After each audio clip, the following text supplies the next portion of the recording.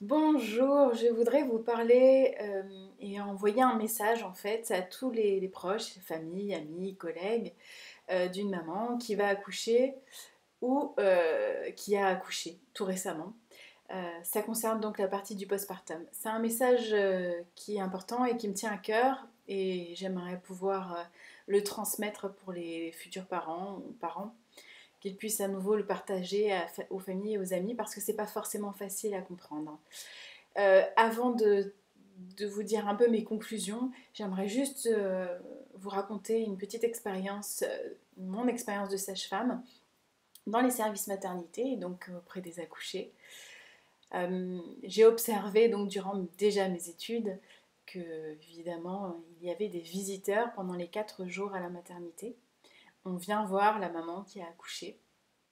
C'est presque un rituel, presque même on y va parce qu'on se dit oh, si je n'y vais pas, ça va aussi être mal perçu probablement, ou alors simplement je suis de la famille très proche et j'ai qu'une hâte, c'est de découvrir ce petit, féliciter la maman, le papa.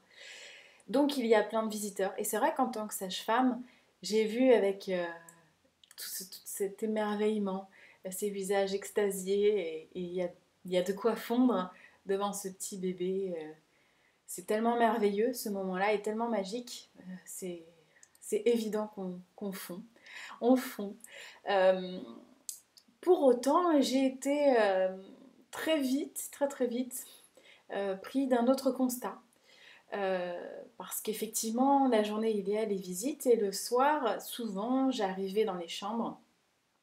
On fait le tour hein, pour voir tous les mamans, les bébés, les familles.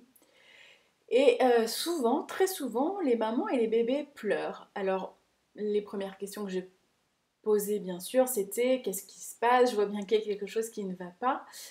La maman souvent me disait, bah écoutez, j'arrive pas à calmer mon bébé, il arrête pas de pleurer depuis un bon moment, je sais plus quoi faire. Alors, force est de constater que dans ma tête de sage-femme et d'étudiante, je me suis dit, bon, les hormones doivent jouer énormément. Effectivement, le bébé pleure, ça doit être en lien aussi par rapport à cette chute d'hormones de la maman. Il y a un lien, on a une interaction très forte évidemment entre maman et bébé. Donc je consolais, je rassurais, je mettais au sein s'il y avait besoin, etc. Mais très vite, je me suis aperçue qu'il fallait se poser d'autres questions parce que c'était pas suffisant. Et j'avais fait le lien évidemment entre les visites et les mamans et bébés qui pleuraient le soir. Alors, je reposais des questions nouvelles, évidemment. Est-ce que vous avez eu des visites pour celles qui pleuraient? Oui, oui, oui, j'ai eu des visites. Comment était votre bébé? Il a dormi tout du long, ça s'est bien passé, il a dormi.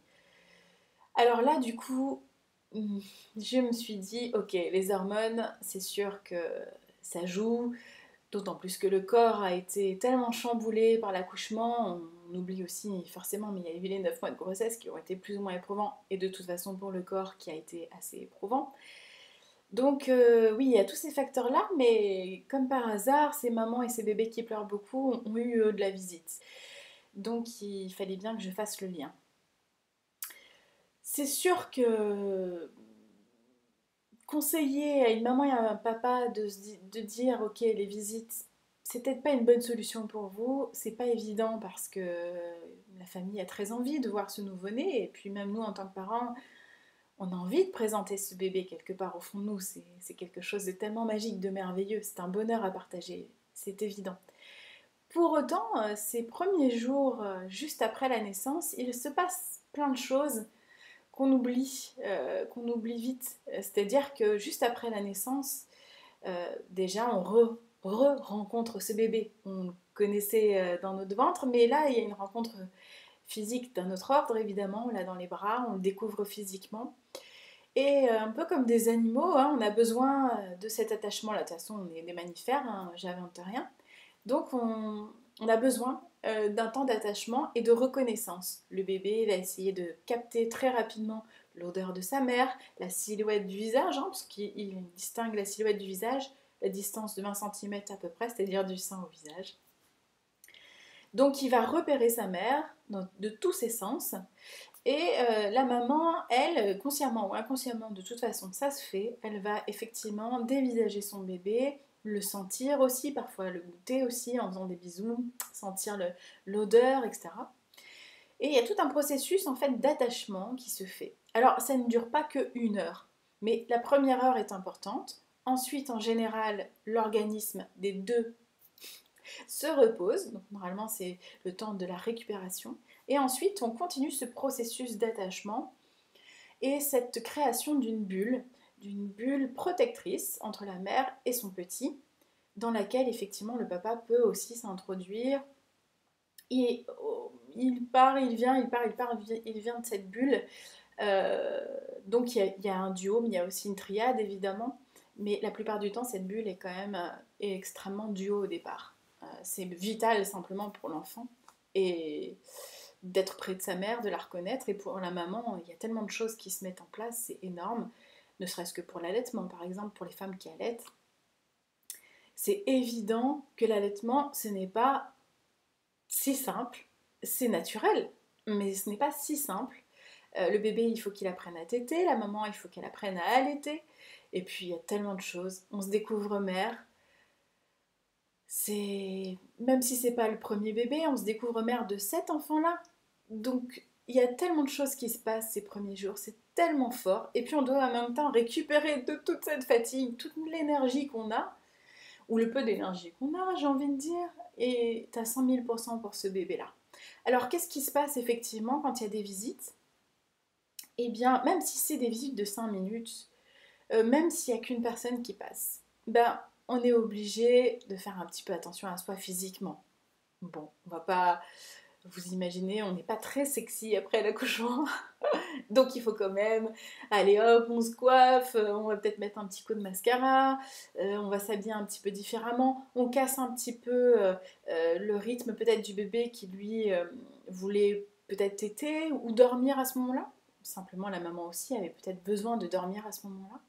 Donc, mais elle se prépare, elle anticipe la visite et il y a du stress qui s'installe. Pourquoi? Parce que de toute façon, l'accouchement et le postpartum, même si c'est un stress positif, c'est un stress puisqu'il y a des changements. Et il faut s'adapter. Donc là, on vient rajouter un stress extérieur, on va dire, qui va prendre de l'énergie. Donc, on a envie de faire bonne figure, on accueille la personne qui vient, on est heureux, certes, d'accueillir. Et puis quand les personnes partent, on s'est rendu compte effectivement que le bébé a dormi quasiment tout du long, pour la plupart du temps. Et puis on se sent quand même si content d'avoir partagé ce moment, hein, mais très fatigué. Alors effectivement, on a perdu l'énergie pour la visite. On se rend compte que finalement, c'était chouette hein, de les recevoir, mais que c'était pas nécessaire d'être aussi pressé de faire cette rencontre-là.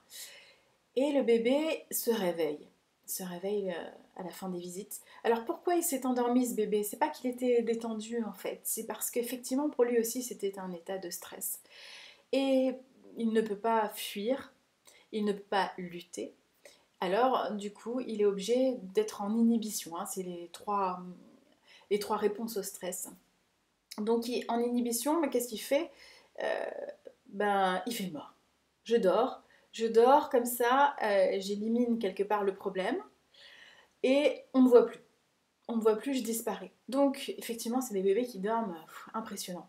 Mais par contre, c'est pas un sommeil récupérateur, hein, c'est un sommeil pour éviter et évacuer ce stress. Pour autant, il n'évacue pas les tensions internes et il va falloir qu'il le fasse à un moment donné ou à un autre. Donc bien souvent quand les visites sont terminées et donc quand il se sent en sécurité puisqu'il n'a besoin au départ que de sa maman, le reste de la famille, il s'en intéressera plus tard. Mais donc du coup, le soir, enfin, il est en sécurité dans la bulle maman ou dans la triade maman-papa. Et là, il va lâcher.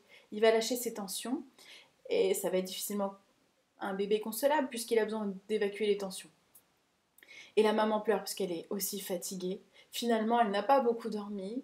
Et puis, elle ne s'est pas donné ce temps-là pour à nouveau euh, prendre cette période pour l'attachement au bébé, la reconnaissance, toute cette période est importante. Si on fait un parallèle avec les animaux, par exemple, on voit bien que les femelles, par exemple, vont dans les terriers pour mettre bas et pour que leur bébé soit plus fort. Et une fois qu'ils sont plus forts, plus grands, elles sortent du terrier.